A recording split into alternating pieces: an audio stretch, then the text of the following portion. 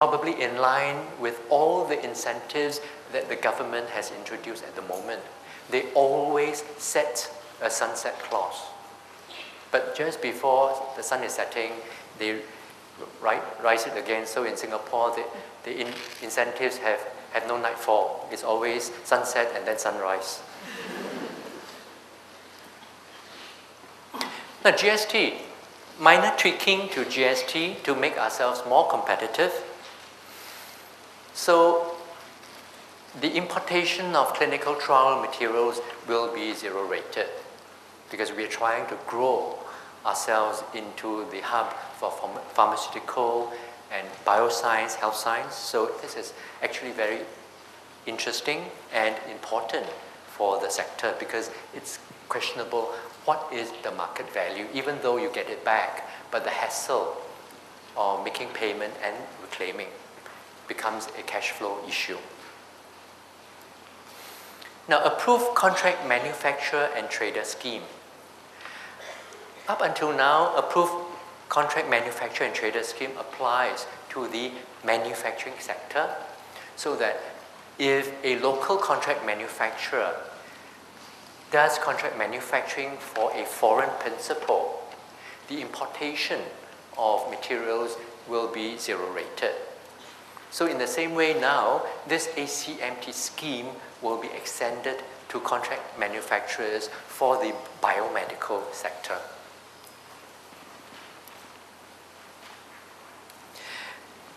This incentive is to encourage and grow Singapore into hopefully an auction and storage center.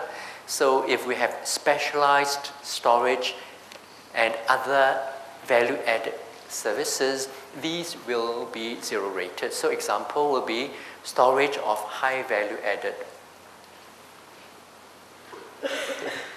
goods such as wine, antiques, artwork, doing valuation. Sometimes artwork may be damaged. If you can do conservation, restoration services, all these will be zero rated, provided that the owner is not a resident. And this is to coincide with our wish to grow this storage facilities. I think we have a very large storage in Changi to store. I think all of you will have antiques and artwork. So if instead of putting into your safety deposit box, you can actually store there. And of course, the government is also aware that a lot of high net worth Asians are now investing in wine, investing in artwork. So, well, you may not want to bring it home. Store it in Singapore. And removal of stamp duty. Stamp duty is an anachronism because it's a duty imposed on documents. So over the years, the government has actually simplified stamp duty to only require stamp duty on transfer or leases of immovable property and transfer of shares. So they have even now made it simpler by removing fixed duties on most documents, removing nominal duties on the subsequent or duplicate documents. Usually this nominal duty of $10. Remission of aborted lease or agreement. Relief for transfer of assets on conversion of company to LLP because there could be immovable properties involved. And remission for conveyancing assignment or transfer on sale of qualifying projects or assets to listed or to be listed entities. These are the so-called PPP projects where, say, we have a project, say we purchase the incinerator plant from PUB and then we want to list the plant later on. If we do not have the exemption, then the stamp duty can be very substantial. In the past, most of the times what we would do is to apply for case remission. But now they have actually have a broad brush exemption. Now, interesting to all of us, the personal tax angle. Some of my clients were very excited when they heard the minister say 20% rebate, but they forgot to listen to the other part, maximum $2,000. Because a lot of my clients, the tax payment run into hundreds of thousands, so 20% without limit is a lot. You can see from this maximum 2,000 that the government is trying to address the middle income group, because the middle income group is actually being squeezed. They have to drive a car, COE has gone up, inflation is there, and when you talk about rebates, they get very little, because most of the generous rebates go to 1 room, 2 rooms, 3 rooms. So this rebate of 2,000 is to really address the squeezed middle income group. But even though we have change in tax rate, I want to look at our competitiveness compared with our trading partners. At the moment, with a person earning 200,000, married with 2 children, his effective tax in Singapore is below 8.2%, just 8.17. Hong Kong, reputedly very attractive, is higher than us, 11.25. USA, 14.75. Japan, close to 15. Malaysia, close to 23. And all the way up is UK, close to 30%. And the problem in UK is from the 6th of April this year, the top rate has gone to 50% as opposed to previously 40%. So they have actually gone up the taxing of individuals. And the problem is because they have huge deficits, so they have no choice but to not only increase personal tax, also increasing VAT from 17.5% to 20%. There is a slight tweaking in our tax rates. So I have used the charts here to indicate that right at the top, no change. So if you have income taxable at more than 320,000, you will reach the top tax rate of 20%. Earlier on, the president told me that based on his look on the delegates list, all of you are paying tax at 20%. So that's why he asked you all to pat yourself on the back, right? Now, if you look at the tax rates, the higher income bracket actually has an increase in tax rate. If you look at,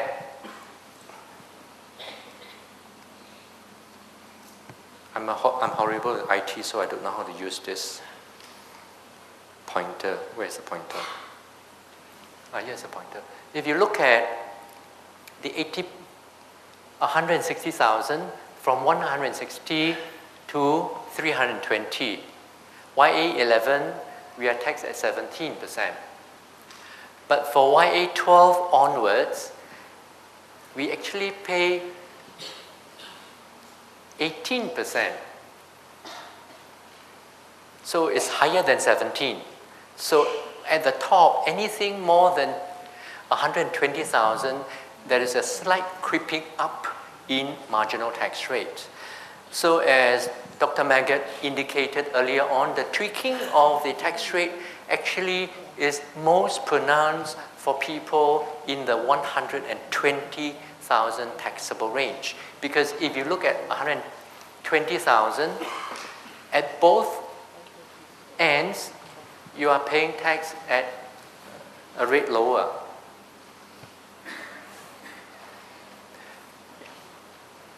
At 11.5 compared with 14. So part of it is now taxed at 11.5. So from this until the break-even point, 120,000, that's a maximum tax savings of 1,950. Right at the top, your savings is only $350.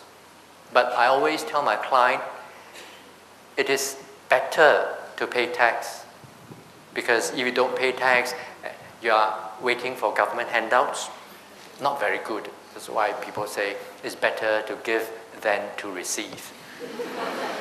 And especially in Singapore, so when your MP walks around, shake your hand, quickly say, I will donate $50. But make sure you donate to the either elder care or child welfare, because that you get deduction. But if you donate to PAP itself, you don't get deduction. Because PAP is not yet an IPC. Now, alimony and maintenance payments. In the past, if you have to make alimony or maintenance payments either from separation or divorce, then you can claim relief, alimony, up to $2,000. And conversely, the spouse, the wife in this case, will be taxable on the alimony or maintenance payments. But going forward, the alimony maintenance payments will not be taxable in the hands of the wife, but no deduction for the husband. I was looking at the speech. We have changed our wife relief to spouse relief 2 years ago. But in the maintenance payments, they still mentioned it's only payment by husband to the wife.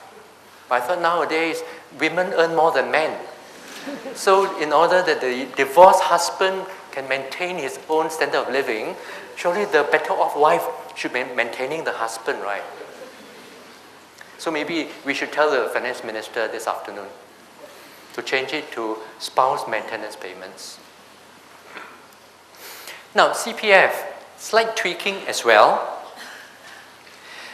So first, voluntary CPF Medisave contributions, and this actually is specifically targeted at taxi companies. Because normally when we employ people, they are our employees, not self-employed. So the big companies that have self-employed individuals will be the taxi companies, because all the taxi drivers are self-employed. So now the government is saying, well, if they contribute to the Medisave of these self-employed individuals, they can get up to $1,500 deduction. So it's deductible for the company, not taxable on the taxi drivers. But my question is, how many taxi companies will do that? We have Comfort, which is the largest. Then we have a lot of private taxi companies. Because to voluntarily contribute, that means it's dollar out of their pocket. So maybe we can come up with more creative schemes for them to say, well, because I know that for smaller taxi companies, they try to lock in the drivers with rebates if you are with them for like 1 year or 2 years. Then we can use a scheme and say, well, if you're with us for more than a year, we will voluntarily contribute to your Medisave CPF. So that becomes a win-win proposition. And then there is employers' increase in CPF. So last year, the employer's CPF was increased to 15% 1st September. It will increase to tomorrow to 15.5%, and from 1st September to 16%.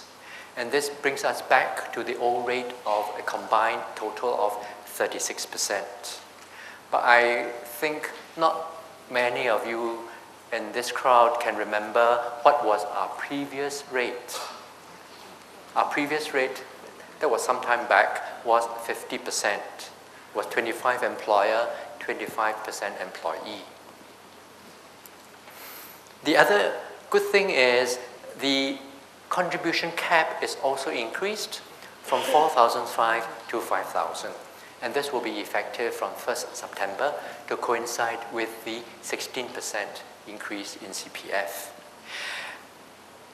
Again, previously the cap was 6,000. So now the minister is gradually increasing the cap. So when we look at maximum contribution to CPF, now our absolute contribution cap upon which we calculate our contribution on additional wages will be 85,000, which is 17 times of the cap of $5,000. Okay? So 17 times is actually to take into account 12 times for monthly wages and another 5 times for bonuses.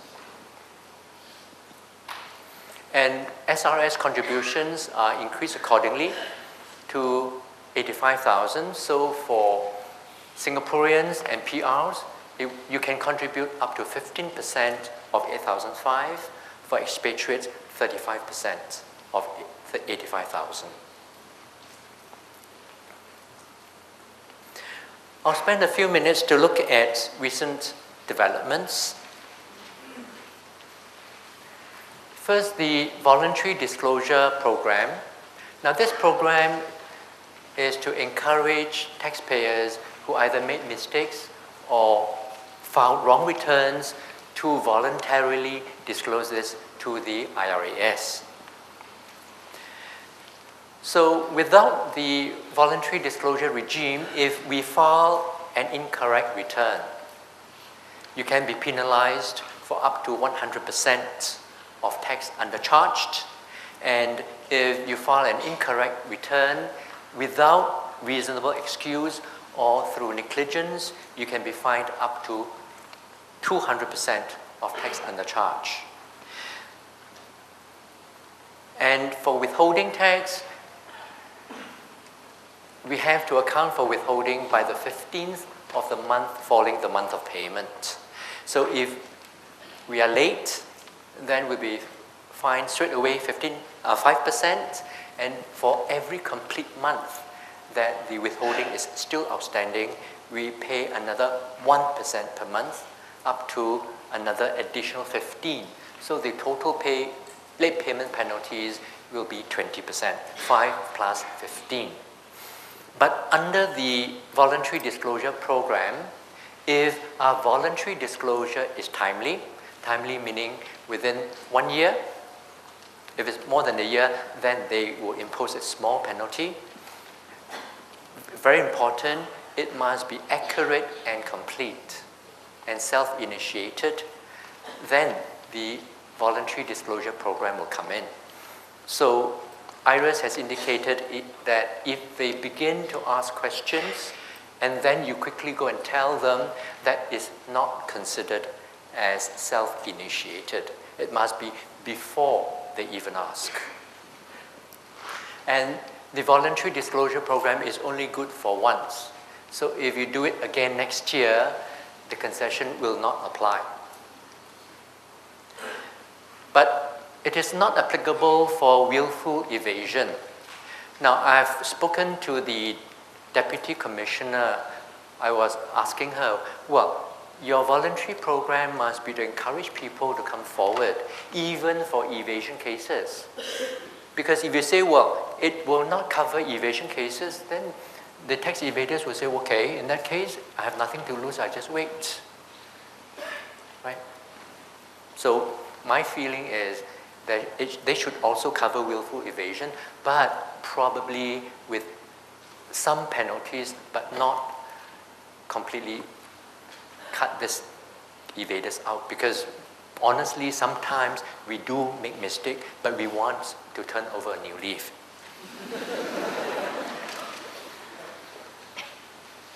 So no penalty if voluntary disclosure is made within a year of the statutory filing date.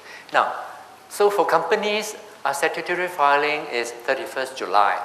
So if we ask for extension until November, the 1 year is not 1 year from November, it is still 1 year from July, the statutory filing date. So if it's more than a year, they will charge you slight penalty. Well, they say it's not penalty, it's interest for use of funds. So it's 5% per year for individuals and companies, and then 5% for GST and withholding tax. So 5% for individuals and companies, because you may have made wrong returns for 6 years. And if you tell them more than a year later, then they will charge 5% per year. So 6 years before, total interest will be 30%. Now, I'd like to look at quickly two interesting cases. One involves swap payments and one involves the claim of capital allowances. So in the case ACC versus Controller of Income Tax, question was when the company made swap payments to a non-resident, is it subject to withholding?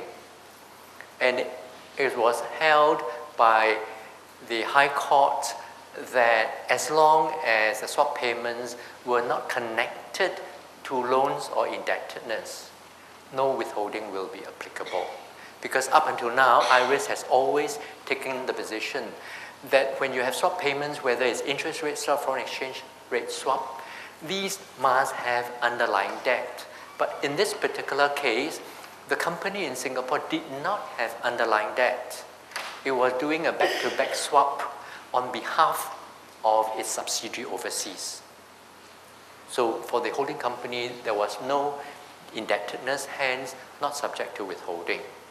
And IRIS has confirmed that. They say, well, as long as it is not in connection with indebtedness, henceforth, no withholding will be applicable for swap payments.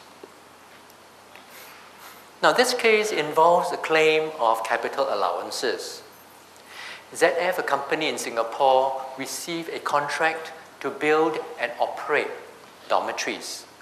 But the interesting thing here was that the land was granted by building and control authorities for 3 years, extendable for another 3, on the proviso that the building control authorities can give 90 days clearance notice. That means if they give you notice, you must you will be evicted within 90 days.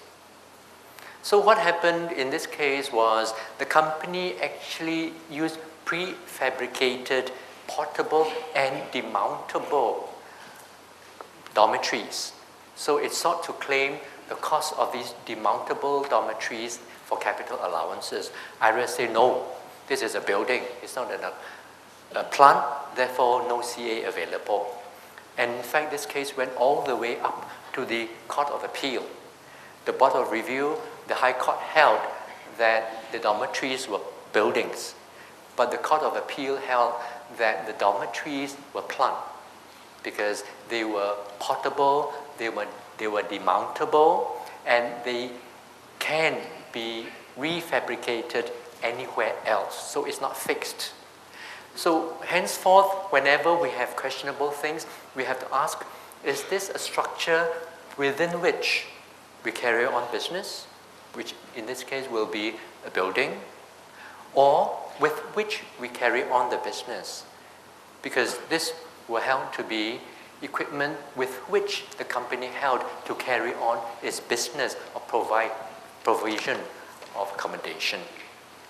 So ladies and gentlemen, with that I hand control back to the MC. Ladies and gentlemen, thank you very much. Ladies and gentlemen, I'm sure all of us benefited greatly from Mr. Sam's lively and invaluable sharing.